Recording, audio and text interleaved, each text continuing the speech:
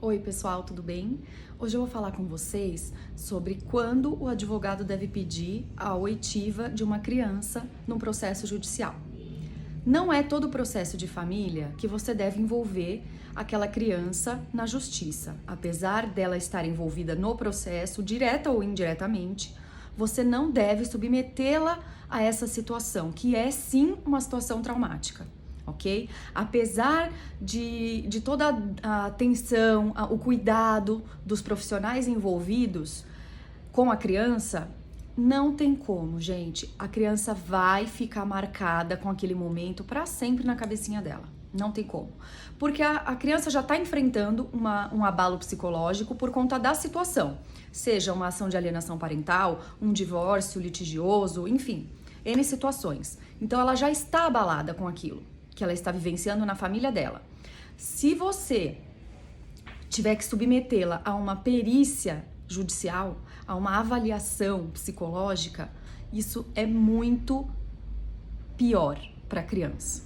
Então, assim, a gente, como advogado, a gente tem que entender essa situação e avaliar a necessidade.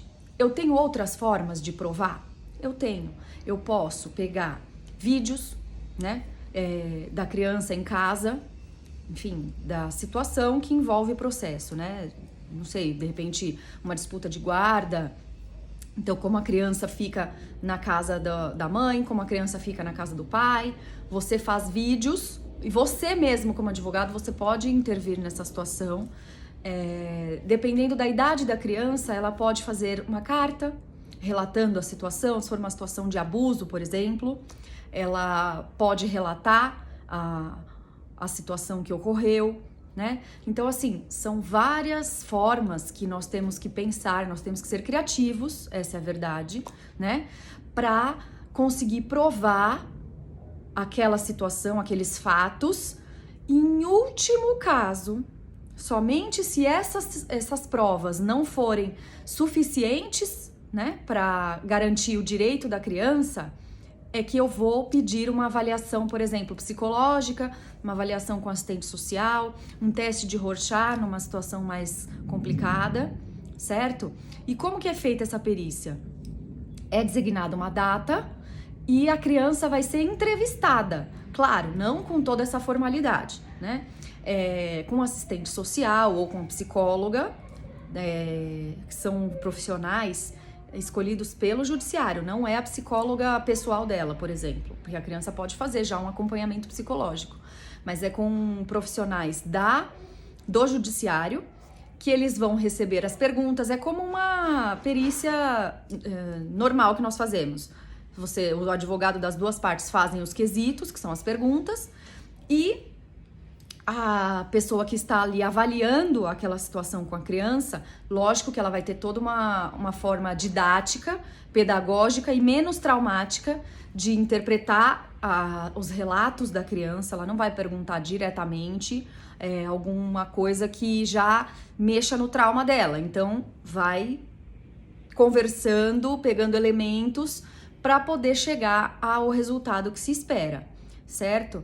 Então, mesmo sendo com todo esse cuidado, o fato dela ir ao fórum, dela ficar numa sala com uma pessoa que ela não conhece, já é uma situação muito delicada. Então, a gente precisa tomar muito cuidado, porque eu já cansei de ver advogado que logo na petição inicial já vai pedindo para ouvir a criança, para fazer perícia na criança, em casos que não tem necessidade. Não tem necessidade.